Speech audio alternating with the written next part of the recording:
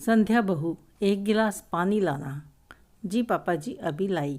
संध्या पानी लेकर आती है और अपने ससुर जी को देती है और पूछती है कि क्या बैंक का काम हो गया। हाँ बहू, हो गया। काफ़ी भीड़ थी आज बैंक में, बहुत इंतज़ार करना पड़ा। बहुत थक गया हूँ, एक कप चाय पिला दो बहू। चाय पीने के बाद संध्या अपने ससुर के आगे पीछे घूमने लगी। ससुर जी जाकर अपने कमरे में आराम करने लगे, लेकिन संध्या को चैन नहीं था, क्योंकि अभी तक ससुर जी के पेंशन के पैसे हाथ में नहीं आए थे। शाम को संध्या का पति शेखर ऑफिस से घर आ गया और देखा कि संध्या मुंह फुलाकर बैठी है, तो पूछने पर बताया कि अभी तक पापा जी ने पेंशन के पैसे मुझे नहीं दिए। पता नहीं पापा जी के मन में क्या चल रहा है। पहले तो आते ही पैसे मेरे हाथ में दे दिया करते थे, लेकिन आज 4 बजे से आकर अपने कमरे में आराम ही कर रहे हैं। आते ही चाय मांगी और मैंने बना कर दी और बैंक के काम के बारे में पूछा भी, फिर भी पैसे नहीं दिए। अरे मिल जाएंगे पैसे, कहीं भागे तो नहीं जा रहे हैं। थोड़ा सा सब्र करो, पैसे कहाँ जाएंगे लेकर पापा, दे देंगे। इतनी देर में ससुर जी भी अपने कमरे से बाहर आ गए और पैसे निकाल कर संध्या को देते हुए कहा, लो बेटा पैसे रख लो, थकान की वजह से नींद आ गई थी। संध्या बड़बड़ाते हुए अपने कमरे में चली गई कि आपको नींद आ गई, लेकिन मेरा तो चैन ही खो गया था। फिर उल्टे पांव वापस आ गई और बोली, पापा जी इसमें तो 2500 रुपये कम है। हाँ बहू, मेरी कुछ दवाइयाँ लाने वाली हैं और 2 दिन बाद तुम्हारी ननद भी आने वाली है।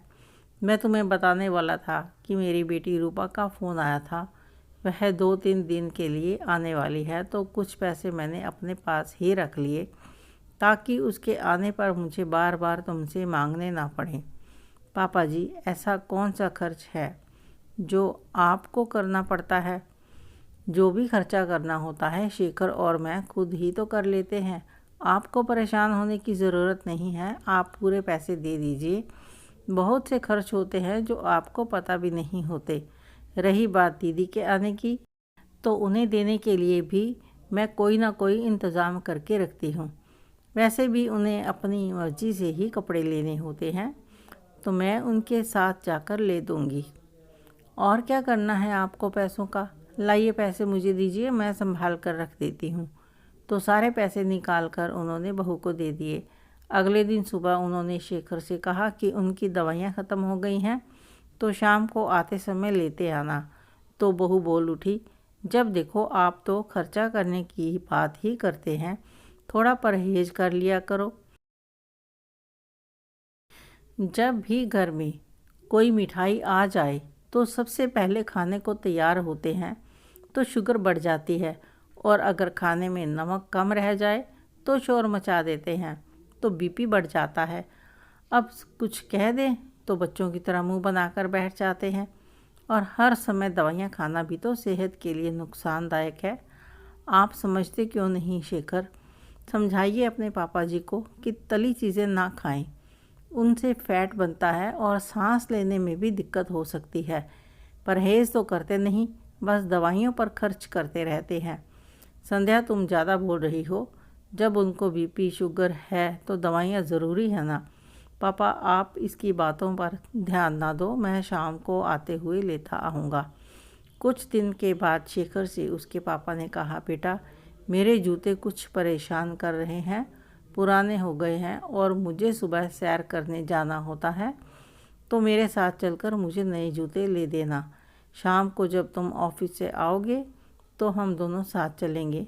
तब तक नाश्ता लेकर संध्या किचन से बाहर आई और आते ही बोली, पापा जी सुबह की सैर तो आप पार्क में करने जाते हैं, तो जूते पहनकर कौन सैर करता है? आप नंगे पाँव घास पर चला कीजिए। एक तो जूते परेशान नहीं करेंगे, और नंगे पाँव घास पर चलने से आँखों की रोशनी भी तो बढ़ती है। क्यों शेखर, मैंने ठीक कहा ना? यूँ बेफिजूल पैसे खर्च करने के बारे में मत सोचते रहा कीजिए। शेखर कुछ नहीं बोला, और पापा जी भी अपने बेटे और बहू की शक्ल देखते हुए चुप करके बैठ गए। वे कुछ सोचने लगे और शेखर ऑफिस चला गया। शेखर के जाने के बाद संध्या को ससुर जी ने आवाज़ दी और कहा कि मुझे 1000 रुपये देना। अब यह बताओ कि रुपयों का क्या करना है। बहू, मैं छोटा सा बच्चा नहीं हूँ कि मेरी जेब में एक पैसा भी नहीं होना चाहिए। 40,000 रुपये महीने के बाद तुम्हारे हाथ में रखता हूँ और अपने ही पैसों में से अगर कुछ पैसे तुमसे मांग लेता हूँ तो तुम्हें परेशानी होने लगती है। और वे बिना पैसे लिए ही घर से बाहर निकल गए। शाम को शेखर के आने से पहले ही वे घर आ गए और शेखर के आने के बाद एक आदमी घर आया तो वे उसे लेकर ड्राइंग रूम में बैठ गए और उन्होंने उस आदमी को कागज़ निकालने के लिए कहा। तो शेखर ने पूछा कि ये अंकल कौन है, तो बताया कि वे एक वकील हैं। मैं अपनी वसीयत बनाने जा रहा हूँ।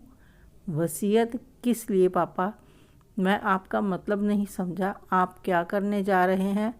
शेखर बेटा, मैंने सोचा कि अब तुम अच्छा कमा रहे हो और संध्या बहू अच्छी तरह से घर और पैसे संभालना सीख गई है, तो अब तुम्हें अपनी गृहस्थी अपनी मर्जी से चलाने का पूरा अधिकार है। तो अब तुम, चाहे वह घर किराए का हो या फिर तुम्हारा अपना घर हो, जिसे तुम अपनी इच्छा अनुसार चला सको। मैंने पूरी ज़िंदगी नौकरी की है, कमाई की है, अपना घर खुद बनाया है। तुम दोनों भाई बहन को अच्छी शिक्षा दी है, कई बार अपने मन को भी मारा है। आज तुम्हें इस लायक बना दिया है कि तुम अपनी ज़िंदगी अपने हिसाब से जियो और मैं भी थोड़ा खुलकर जी लूँ।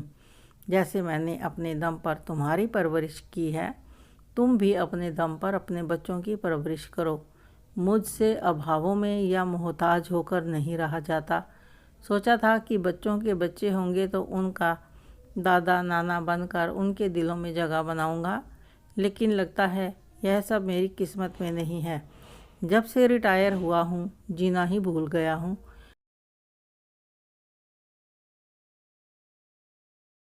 40,000 रुपये महीना तुम लोगों के हाथ में देकर अगर 100 रुपये भी मांग लूँ, पहले बताना पड़ता है कि मैं उन पैसों से क्या करने वाला हूँ।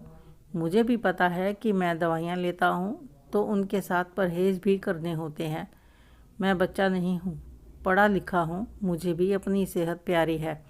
चाहूँ तो शेखर की सारी कमाई पर हक जमा कर घर को अपने हिसाब से चला सकता हूँ, लेकिन मैं तुम्हारी ज़िंदगी में दखल अंदाजी नहीं करना चाहता और ये भी नहीं चाहता कि मैं तुम लोगों का मोहताज बनकर जीऊँ। इसलिए तुम लोग अपना इंतज़ाम करो और मैं भी आराम से रहूँ। पापा जी, हमें माफ़ कर दीजिए, हमसे बड़ी भूल हो गई है। हमें घर से मत निकालिए, आपके बिना हम कैसे रहेंगे। हमें आपसे कोई पैसे वैसे नहीं चाहिए। आप अपनी पेंशन के पैसे बेशक अपने पास रखिए, बस हम आपके आशीर्वाद के साथ इस घर में रहना चाहते हैं। बहू बोली। हाँ पापा, मुझे भी माफ़ कर दीजिए, हमसे गलती हो गई। आप जैसा भी कहेंगे हम वैसे ही करेंगे। प्लीज़ हमें घर छोड़ने के लिए मत कहिए, हम आपको अकेला नहीं छोड़ेंगे पापा, नहीं तो हम अपने आप को कभी भी माफ़ नहीं कर सकेंगे। हमें तो आप जो चाहें हमें सज़ा दीजिएगा, ठीक है। एक लेकिन आखिरी मौका है आप लोगों के लिए, वरना वसीयत में ये घर वृद्धाश्रम को दान में दे दूंगा और मेरा रिटायरमेंट का लाखों रुपया जो बैंक में जमा है वह भी वृद्धाश्रम में देकर खुद वहीं पर चला जाऊंगा और पीछे मुड़कर नहीं देखूंगा। याद रखना। अब जाओ और 2 कप चाय भेजो, एक मीठी और एक फीकी। अब जाओ और डिस्टर्ब मत करो।